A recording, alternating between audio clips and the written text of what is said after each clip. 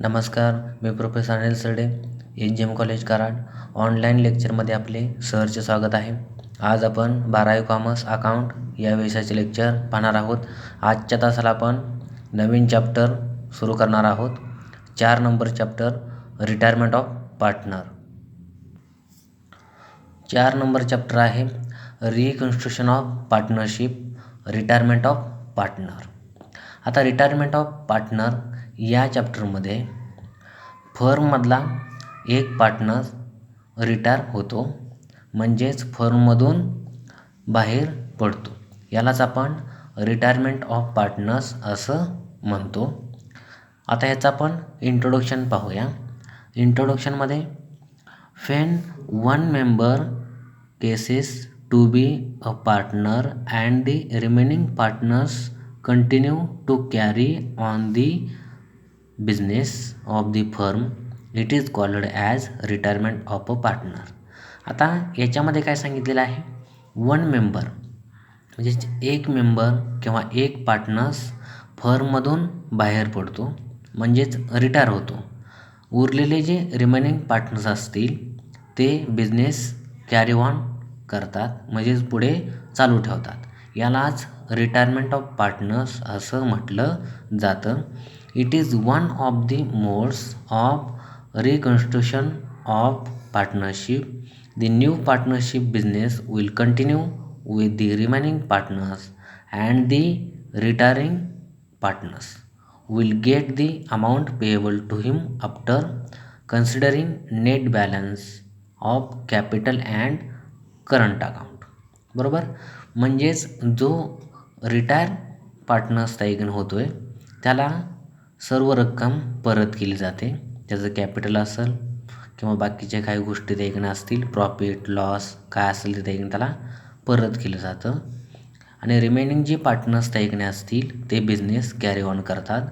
His share of profit or loss on revaluation of assets and liabilities, his share of accumulated profits, goodwill, हे सर्व काही त्याला दिलं जातं. Partners may retires from the business due to old age. आता retire partners कोणत्या कोणत्या कारणांना त्याईकडे होऊ शकतो, तर ओल्ड एज, जास्त वय झाल्यानंतर, मिसअंडरस्टँडिंग अमंग्स दी पार्टनर्समध्ये मिसअंडरस्टँडिंग झालं तर एखादा पार्टनर्स फर्म सोडून जाऊ शकतो. लॉस इन बिझनेसमध्ये वारंवार लॉस होत असेल तर देखील पार्टनर्स बाहेर जाऊ शकतात, बाहेर पडू शकतात. On to starts new business venture, नवीन एखादा बिझनेस स्टार्ट केला असेल तर देखील पार्टनर्स फर्म सोडून जाऊ शकतात. अशा प्रकारे रिटायरमेंटची आपल्याला कारणे सांगितलेली आहेत. बरोबर. ए पार्टनर्स मे रिटायर्स, एक, by giving notice to remaining partners in the case of partnership at will. आता आपल्याला पार्टनरशिप फर्ममधून बाहेर जर पडायचं असेल तर रिमेनिंग पार्टनर्सला किंवा आपल्या सोबतच्या पार्टनर्सला सांगून नोटीस देऊन आपल्याला फर्म सोडावे लागते. 2, in accordance with the agreement by the partners, agreement आपल्याला करून घ्यावं लागतं, ॲग्रीमेंट आपल्याला द्यावं लागतं. 3, with the consents of all partners, सर्व पार्टनर्सच्या विचारपूस करून, चर्चा करून, डिस्कशन करूनच सर्व निर्णय घेतले जातात. अशा प्रकारे आपण इंट्रोडक्शन पाहिलेलं आहे. रिटायरमेंट ऑफ पार्टनर्स याची माहिती आपण पाहिलेली आहे.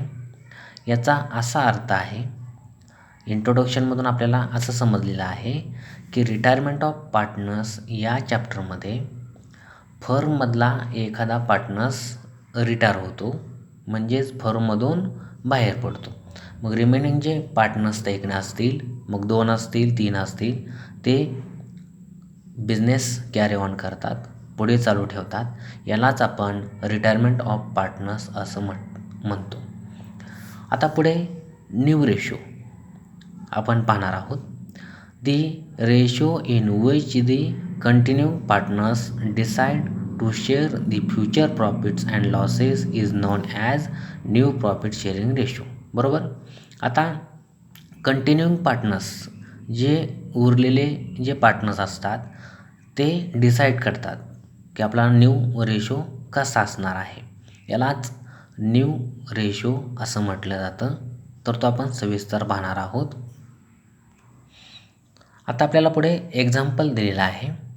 पहिले example, A B and C share profits and losses in the ratio of 4:2:1. म्हणजे ए बी सी 3 पार्टनर्स आहेत, त्यांचा रेशो आहे 4:2:1. बरोबर. इफ बी रिटायर्स, म्हणजेच 2 नंबरचा पार्टनर्स बी रिटायर झाला, तर what will be the new ratio. मग रिमेनिंग पार्टनरचा न्यू रेशो काय असणार आहे हे आपल्याला विचारलेलं आहे. Answer, the new ratio of A and C, म्हणजे ए म्हणजे पहिला आणि सी म्हणजे तिसरा, विल बी 4:1. म्हणजे हे 4 आणि हे 1, म्हणजे 4:1 न्यू रेशो असणार आहे. It is cancelling B shares, म्हणजे बी शेअर्स कॅन्सल केल्यानंतर 4:1 उरते, म्हणून ए आणि सीचा न्यू रेशो काय असणार आहे 4:1. हे आपण सिंपल एक्झाम्पल पहिलं पाहिलेलं आहे न्यू रेशोचं. आता 2 नंबर आपण पाहूया. X Y and Z share profits and losses equally. आता एक्स वाय झेड या 3 पार्टनरचा रेशो कसा आहे इक्वली, म्हणजेच एकास एक असणार आहे. Z retires and his share is acquired by X and Y in the ratio of 3:1. Calculate new profit sharing ratio. आता झेड रिटायर झाल्यानंतर एक्स आणि वायनं त्यांचा रेशो 3:1 ठरवलेला आहे. बरोबर. आता ॲन्सर आपण पाहूया. Calculation of new profit sharing ratio. Old ratio बरोबर X Y Z. Old ratio किती आहे 1:1. Z share is acquired by X and Y in the ratio of 3:1.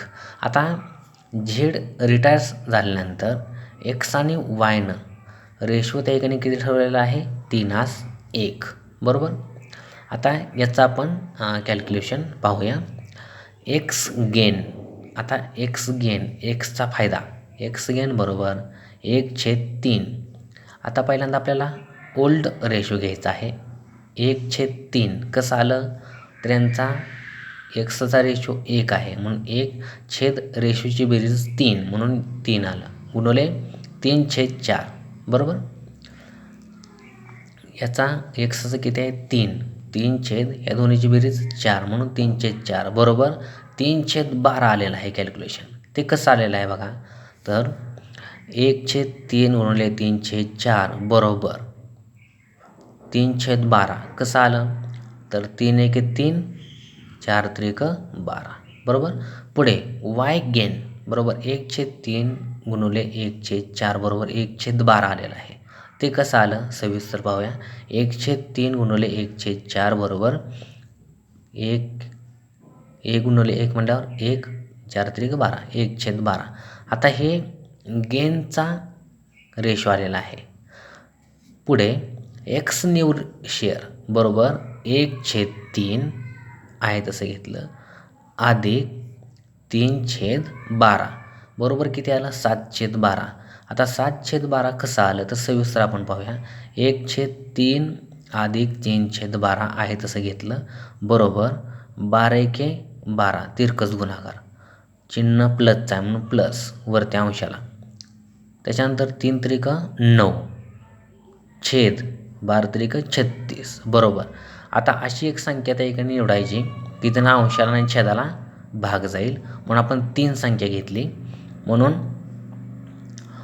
3×7 21, 3×1 3, 3×2 6 म्हणजे 12 झालं, म्हणून 7/12 बरोबर आलं का. 7/12 एक्सचा न्यू शेअर किंवा रेशो आलेला आहे.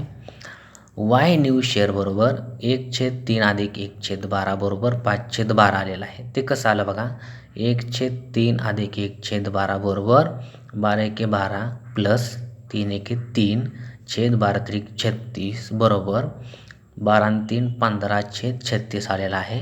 आता इथं पण आपल्याला एक अशी संख्या घ्यावं लागेल, तिनं दोन्हीला पण भाग जाईल अंशाला आणि छेदाला, म्हणून 3 घेतलं. बरोबर.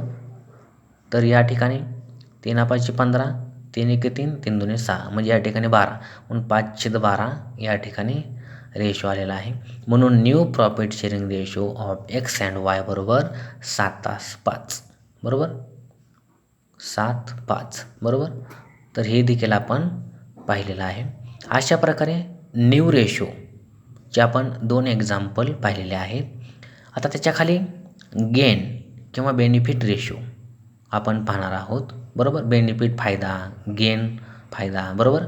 आता बेनिफिट रेशो देखील आपण पाहणार आहोत. The ratio in which the continuing partners acquire the retiring partners share is called gain ratio बरोबर. It is normally used to write off goodwill created or raised to the extent of retiring partners share only बरोबर. Gain oblique benefit रेशोचे आपण information पाहिलेले आहे बरोबर. Gain ratio बरोबर new ratio वजा old ratio बरोबर. याचा फॉर्म्युला काय आहे गेन रेशोचा? गेन रेशो बरोबर न्यू रेशो वजा ओल्ड रेशो बरोबर. आता याचं देखील आपण कॅल्क्युलेशन पाहणार आहोत. आता गेन ऑब्लिक बेनिफिट रेशो हे रिटायरिंग पार्टनर्स सोडून जे कंटिन्यूइंग पार्टनर्स ते असतील यांना गेन किंवा बेनिफिट मिळत असतो बरोबर. आपल्याला पहिल्या वाक्यामध्ये सांगितले आहे बघा. The ratio in which the continuing partners acquire the retiring partners share is called as gain ratio बरोबर. म्हणजे बाकीचे दुसरे जे त्याकडे रिमेनिंग पार्टनर्स जे राहिलेले असतात ते बिझनेस कॅरी ऑन करतात. मग त्यांना बेनिफिट कसा मिळतो या संदर्भात इथं आपल्याला माहिती सांगितलेली आहे. याचे देखील आपण 3 एक्झाम्पल पाहणार आहोत बरोबर. पहिलं एक्झाम्पल आहे A B and C are sharing profits and losses in the ratio of 4:3:2. B retires and A and C share future profits equally. आता बी रिटायर झाला बरोबर. बी रिटायर झाला की आता ए आणि सी रिमेनिंग पार्टनर्स उरलेले आहेत फर्ममध्ये बरोबर. त्यांचा रेशो त्याने कसा ठरवला फ्युचरमध्ये इक्वली बरोबर. Calculate gain ratio. आता आपल्याला गेन रेशो काढायला सांगितलेला आहे. आता गेन रेशोचं सूत्र काय आहे? गेन रेशो बरोबर न्यू रेशो वजा ओल्ड रेशो. आता ए गेन बरोबर. आता ह्यांचा रेशो कसा आहे इक्वली म्हणून 1/2 वजा 4/9. आता पहिला पार्टनर्स बरोबर म्हणून 4 घेतलं छेद ह्या सगळ्यांची बेरीज 4 आणि 3 7 आणि 2 9 म्हणून या ठिकाणी 9 आलं बरोबर. 1/18 आलं. आता 1/18 कसं आलं सविस्तर पाहूया. 1/2 वजा 4/9 बरोबर 9 1 9 वजा म्हणून वजा चिन्ह 2 चौक 8 छेद 9 2 18 बरोबर. 9 मधून 8 गेले 1 छेदाला 18 बरोबर. 1/18 आलेला आहे एचा gain ratio. C gain ratio बरोबर 1/2 बरोबर. यांचा फ्युचरमध्ये प्रॉफिट याने कसा ठरवला इक्वली म्हणून 1/2 अर्धा वजा 2/9 बरोबर. आता सी आहे म्हणून 2 आणि यांची सर्वांची बेरीज 9 बरोबर 5/18 आले. ते कसं आलं बघा 1/2 वजा 2/9 बरोबर 9 1 9 2 2 4. इथं वजा चिन्ह असलं वजा 4 छेद 9 2 18 बरोबर. 9 मधून 4 गेले 5/18 बरोबर. 5/18 सीचा गेन रेशो आलेला आहे. म्हणून gain ratio of A and C is 1:5 बरोबर 1:5. अशा प्रकारे आपण पहिले एक्झाम्पल गेन रेशोचं पाहिलेलं आहे. 2 नंबर एक्झाम्पल आपण पाहूया. X Y and Z are sharing profits and losses in the ratio of 4:3:2. Z retires. The new ratio of X and Y is 3:2. Calculate the gain ratio बरोबर. आता त्यांचा पहिला ratio आपल्याला दिलेला आहे आणि झेड रिटायर झाला म्हणजे 3 नंबरचा पार्टनर रिटायर झाला की त्यांनी त्यांचा रेशो ठरवला 3:2 बरोबर न्यू रेशो. आता आपल्याला गेन रेशो काढायला सांगितलेला आहे म्हणून एक्स गेन बरोबर आता सविस्तर आपण पाहूया. 3/5 वजा 4/9 बरोबर 9×3 = 27 वजा 5×20 बरोबर 27मधनं 20 गेले 7/45 बरोबर आलं या ठिकाणी. पुढे एक्स गेन बरोबर 2/5 वजा 3/9 बरोबर 9×2 = 18 वजा 5×3 = 15/45 बरोबर 18तनं 15 गेले 3/45 बरोबर आलं. अशा प्रकारे एक्स आणि वायचा देखील आपण गेन रेशो काढलेला आहे. त्यांचा गेन रेशो किती आला? Gain ratio of X and Y is 7:3. अशा प्रकारे आपण दुसरं देखील एक्झाम्पल आपण पाहिलेलं आहे गेन रेशोचं. आता आपण 3 नंबर एक्झाम्पल पाहूया. P Q and R and partners sharing profits in the ratio of 2:1 Q retired बरोबर, म्हणजे 2 नंबर पार्टनर्स रिटायर झालेला आहे. Calculate the gain ratio. Old ratio किती आहे? 2:1. न्यू रेशो 2:1 दिलेला आहे. आता आपल्याला गेन रेशो काढायला सांगितलेला आहे. आता आपण तो पाहूया. पी गेन रेशो बरोबर 2/3 वजा 2/5 बरोबर 5×2 = 10 वजा 3×2 = 6/5×15 बरोबर 10तनं 6 गेले 4/15. आर गेन बरोबर 1/3 वजा 1/5 बरोबर 2/15 आलेलं आहे. ते कसं आलं? 1/3 वजा 1/5 बरोबर 5×5 वजा 3×1 = 3/5×15 बरोबर 5तनं 3 गेले 2/15 बरोबर. गेन रेशो बरोबर 4:2 आहे म्हणून बे की बे 2 4 म्हणून 2:1. गेन रेशो कसा आला? 2:1 आपल्याला सांगितलेला आहे. गेन रेशो मूळ किती येतो? 4:2. ह्याचं आपण लहान स्वरूप करून घ्यायचं. बे की बे 2 4 म्हणजे 2:1. अशा प्रकारे आपण तिसरं देखील एक्झाम्पल पाहिलेलं आहे. पुढे ट्रीटमेंट ऑफ गुडविल. आता गुडविलचं पोस्टिंग कसं करायचं? ट्रान्झॅक्शन काय असल्यानंतर काय जर्नल एंट्री करायचं आणि कसं गुडविलचं पोस्टिंग करायचं या संदर्भात देखील आपण 5 प्रकारे आपण त्याचं गुडविलचं कॅल्क्युलेशन पाहणार आहोत किंवा त्याचं ट्रीटमेंट पाहणार आहोत, पोस्टिंग पाहणार आहोत. 1. When goodwill of the entire firm is raised and retained in the business. आता गुडविल जर रायज्ड केलेली सांगितली असेल आपल्याला ॲडजस्टमेंटमध्ये आणि रिटेन्ड इन बिझनेसमध्ये घेतली असेल तर आपल्याला एकच एंट्री करावी लागते. Goodwill account debit to all partners capital account. Old profit sharing ratio म्हणजे ओल्ड रेशो दिलेला असतो 3 पार्टनर्सचा बरोबर, त्याच्या प्रमाणात आपल्याला गुडविल डिस्ट्रीब्यूट करावे लागते. रायज्ड म्हटल्यानंतर आपल्याला फक्त एकच एंट्री करावी लागते. Goodwill account debit to all partners capital account, जसं आपण ॲडमिशन ऑफ पार्टनर्समध्ये पाहिल्याप्रमाणेच बरोबर. आता गुडविल अकाउंट डेबिट केलं पण डेबिट साईडला पोस्टिंग होणार, गुडविलचा क्लोजिंग बॅलन्स निघणार. म्हणून दुसरं posting goodwill will be appear in new balance sheet. New balance शीटला दुसरं पोस्टिंग आपल्याला क्लोजिंग जेवढे अमाऊंट असेल तेवढं आपल्याला पोस्टिंग करावं लागेल. हे झालं पहिलं. असं जर ॲडजस्टमेंट आली तर अशा प्रकारे ट्रीटमेंट करायचं. 2. When goodwill of entire firm is raised and then written off. बघा आता रायज्ड केली असेल, गुडविल रायज्ड म्हटलं असेल आणि रिटर्न ऑफ देखील म्हटलं असेल, म्हणजे पार्टनर्सनं रिमेनिंग पार्टनर्सनं रिटायर्ड पार्टनर्स सोडून जे रिमेनिंग पार्टनर्सनं जर रिटर्न ऑफ करून घेतली असेल तर त्यावेळेला आपल्याला 2 एंट्रीज कराव्या लागतात. बघा पहिली entry when goodwill is raised म्हटल्यावर घेतल्यासारखीच एंट्री करावी लागते. Goodwill account debit to all partners capital account old profit sharing रेशोप्रमाणे ही पहिली एंट्री तुम्हाला करावी लागते.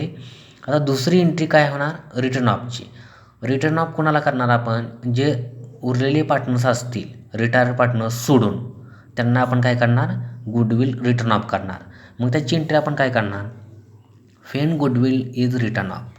म्हणून continuing partners capital account debit new profit sharing ratio, म्हणजे त्यांचा न्यू प्रॉफिट शेअरिंग रेशो त्या रिमेनिंग पार्टनरचा जो असेल त्याप्रमाणे त्यांना डेबिट करायचं आणि तो गुडविल अकाउंट क्रेडिट करायचं बरोबर. अशा प्रकारे आता गुडविलचा बॅलन्स निघणार नाही, कारण की गुडविल अकाउंट डेबिट झालं, डेबिटला पोस्टिंग झालं. गुडविल अकाउंट क्रेडिट झालं, क्रेडिटला पोस्टिंग झालं. गुडविल अकाउंट ॲटोमॅटिक टॅली होणार. म्हणून या ठिकाणी तुम्हाला सांगितले बघा खाली goodwill will not appear in new balance sheet. New balance शीटमध्ये घ्यायची आवश्यकता नाही. बरोबर. अशा प्रकारे आपण दुसरं देखील पोस्टिंग पाहिलेलं आहे. 3. When goodwill is raised to the extent of retiring partners share and retained in business. आता बघा, when goodwill is raised, goodwill raise केलेले आहे आणि फक्त रिटायरिंग पार्टनरचंच फक्त आपल्याला अमाऊंट घ्या सांगितली असेल, त्याच्या हिस्स्याला जेवढी अमाऊंट येत असेल गुडविलची तीच आपल्याला घ्या सांगितली असेल, तर एंट्री काय करायची, goodwill account debit to retiring partners capital account. बरोबर. एवढी एकच सिंगल एंट्री होणार. बाकीच्या 2 पार्टनरचं म्हणजे कंटिन्युइंग पार्टनर जे आहेत त्यांचं गुडविलचं अमाऊंट घ्यायची गरज नाही. जी तिसऱ्या पार्टनरच्या वाट्याला जेवढी गुडविल येते त्याच्या रेशोप्रमाणे त्याचीच फक्त एंट्री करायची आपल्याला इथं. Goodwill account debit to retiring partners capital account. बरोबर. आता दुसरं पोस्टिंग, इथं एकच एंट्री केल्यामुळं गुडविल अकाउंटच्या डेबिटला पोस्टिंग होणार. बरोबर. आता goodwill will appear in new balance sheet to the extent, म्हणजे इथं जेवढी अमाऊंट घेतली असेल त्याच्या रेशोप्रमाणे तेवढीच अमाऊंट आपल्याला म्हणजे गुडविल अकाउंटचा क्लोजिंग बॅलन्स निघणार, तेवढाच बॅलन्स आपल्याला बॅलन्स शीटला घ्यावं लागणार आहे. पुढे 4 नंबर पाहूया. When goodwill is raised to the extent of retiring partners share and then written off. आता न्यू गुडविल जे त्या ठिकाणी आहे ते राइज्ड केलेले आहे आणि रिटायरिंग पार्टनरच्या जेवढं हिस्साला येते त्याच्या रेशोप्रमाणे तेवढंच आपल्याला राईज करायला सांगितलं. बरोबर. म्हणजे घेतल्यासारखं थोडक्यात. आणि ती जर गुडविल रिटर्न ऑफ करून घेतली म्हणजे कंटिन्युइंग पार्टनर जे उरलेले असतात त्यांना रिटर्न ऑफ करून दाखवले तर आपल्याला 2 एंट्रीज कराव्या लागतात. पहिली entry goodwill account debit to retiring partners capital account, त्याच्याच रेशोप्रमाणे काढायचं. रिटायरिंग पार्टनरचा जे रेशो असेल त्याप्रमाणे ही एंट्री करायची आणि त्याच्यानंतर रिटर्न ऑफ केल्यामुळं दुसऱ्या कंटिन्युइंग पार्टनर्सला आपल्याला द्यावे लागते, म्हणून दुसरी entry continuing partners capital account debit to goodwill account gain रेशोप्रमाणे. म्हणजे जे कंटिन्युइंग पार्टनर्स असतात, आता मगाशीच आपण गेन रेशो पाहिलेला आहे कसा काढायचा तो, त्याप्रमाणे ही गुडविल डिस्ट्रीब्यूट करायची गेन रेशोप्रमाणे. आता या ठिकाणी 2 एंट्रीज झाल्या, गुडविल अकाउंटच्या डेबिटला पोस्टिंग, गुडविल अकाउंटच्या क्रेडिटला पोस्टिंग. म्हणून goodwill will not appear in new balance sheet, new balance शीटला पोस्टिंग येणार नाही, गुडविल अकाउंट ऑटोमॅटिक टॅली होणार. बरोबर. पुढे 5. In case goodwill already appears in the old balance sheet. आता ओल्ड बॅलन्स शीटमध्ये ऑलरेडी आपल्याला गुडविलची अमाऊंट दिली असेल तर काय करायचं, the difference in goodwill amount can be shown either in profit and loss adjustment account किंवा रिव्हॅल्युएशन अकाउंटला तो बॅलन्स दाखवायचा. म्हणजे आपण जे बाकीच्या ॲसेटच्या बाबतीत जसं करतो, समजा गुडविलची अमाऊंट आपल्याला न्यू बॅलन्स शीटच्या ओल्ड बॅलन्स शीटच्या ॲसेट साईडला दिली असेल आणि आपल्याला ॲडजस्टमेंटमध्ये सुद्धा गुडविलची अमाऊंट दिली असेल, तर त्याच्यामधलं गुडविलची अमाऊंट कमी झाली का जास्त झाली, गुडविलची अमाऊंट वाढलेली आहे का कमी झाली, याप्रमाणे आपल्याला नेहमीप्रमाणे बाकीचे ॲसेट जसं आपण पोस्टिंग करतो तसं याचं पण पोस्टिंग आपल्याला करून टाकावं लागणार आहे. अशा प्रकारे आपण 5 ट्रीटमेंट ऑफ गुडविल पाहिलेले आहेत. आता त्याच्यापुढे ट्रान्सफर ऑफ रिझर्व्ह फंड असू द्या और जनरल रिझर्व, अक्युमुलेटेड प्रॉफिट और लॉस. आता ह्याचं आपल्याला डिस्ट्रीब्युशन कसं करायचं, बरोबर, ट्रान्सफरिंग कसं करायचं याची आपण माहिती पाहणार आहोत. On retirement of partners any reserves म्हणजे रिझर्व्ह फंड असू द्या, जनरल रिझर्व असू द्या, accumulated profits, loss is transferred to capital or current account in their profit sharing ratio to all partners or only share of retiring partners to his capital oblique current account as per the instructions given in the प्रॉब्लेममध्ये instruction जसं दिलं असेल त्याप्रमाणे आपल्याला याचं distribution किंवा transferring करावं लागतं. पण शक्यतो जनरल रिझर्व असेल, रिझर्व फंड असेल, प्रॉफिट असेल किंवा लॉस असेल आपल्याला तिन्ही पार्टनर्समध्ये डिस्ट्रीब्यूट करावा लागतो. बरोबर. आता याच्यामध्ये आपण सुरुवातीला 1 नंबर पाहूया. If any types of reserves accumulated profits it transferred to the entry will be. आता रिझर्व असेल, रिझर्व फंड असेल, जनरल रिझर्व असेल किंवा प्रॉफिट असेल. जर हे जर असेल आणि आपल्याला डिस्ट्रीब्यूट करायचं असेल तर आपण कसं करणार, तर ऑल टाईप्स ऑफ रिझर्व्स किंवा अकोमुलेटेड प्रॉफिट असेल तर त्याला डेबिट करायचं आणि to partners capital oblique current account. म्हणजेच जनरल रिझर्व फंड, प्रॉफिट असेल तर आपल्याला पार्टनर्स कॅपिटल अकाउंटच्या क्रेडिट साईडला ट्रान्सफर करावं लागतं. बरोबर, ही आपण एंट्री पाहिलेली आहे. Being balance transfer to all partners including retiring partners in their profit sharing ratio. Retiring partners सहित आपल्याला हे सगळं डिस्ट्रीब्युशन करावं लागतं. पुढे एनी अक्युमुलेटेड लॉस असेल appearing on asset side of balance sheet is transferred to all partners in their profit sharing ratio. The entry will be. आता loss आपल्याला कधी पण ॲसेट साईडला दिलेला असतो. लॉस जर असेल, लॉस पण रिटायरिंग पार्टनर्स सहित सर्व पार्टनर्सला डिस्ट्रीब्यूट करावा लागतो. मग त्याची entry all partners capital oblique current account debit to profit and loss account. Being accumulated loss debited to all partners capital oblique current account. अशा प्रकारे आपण 2 एंट्रीज पाहिलेल्या आहेत. तर ॲडमिशन ऑफ पार्टनर्ससारखंच ह्याच्या एंट्रीज त्या ठिकाणी आहेत, पण याच्यामध्ये 3 पार्टनर्स किंवा 4 पार्टनर्स त्या ठिकाणी असतात. बरोबर, म्हणजे रिटायरिंग पार्टनर्स सहित आपल्याला या ठिकाणी घ्यायला सांगितलेलं आहे. बरोबर, अशा प्रकारे आपण transfer of reserve fund, general reserve, accumulated profit or loss याचं देखील आपण एंट्रीज किंवा त्याचं आपण ट्रान्सफरिंग पाहिलेलं आहे. आजच्या तासाला आपण रिटायरमेंट ऑफ पार्टनर्स हा चॅप्टर सुरू केलेला आहे. हा चॅप्टर आपण पाहत असताना आपण सुरुवातीला इंट्रोडक्शन पाहिलेलं आहे.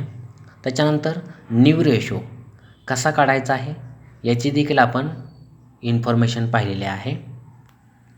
याच्यामध्ये आपण न्यू रेशोची 2 एक्झाम्पल पाहिलेले आहेत. त्याच्यानंतर गेन ऑब्लिक बेनिफिट रेशो याची देखील आपण इन्फॉर्मेशन पाहिलेली आहे. याच्यामध्ये आपण 3 एक्झाम्पल पाहिलेले आहेत. बरोबर, त्याच्यानंतर ट्रीटमेंट ऑफ गुडविलचं ट्रीटमेंट कसं करायचं, ॲडजस्टमेंट कशी असल्यानंतर आपण कसं पोस्टिंग करायचं, कशा एंट्रीज करायच्या. बरोबर, याची देखील आपण इन्फॉर्मेशन पाहिलेली आहे. आणि लास्टला transfer of reserve fund, general reserve, accumulated profit or loss याची देखील आपण चर्चा केलेली आहे. अशा प्रकारे आजच्या लेक्चरला आपण या ठिकाणी थांबूया. धन्यवाद. लेक्चर आवडल्यास शेअर आणि सबस्क्राईब करायला विसरू नका. धन्यवाद.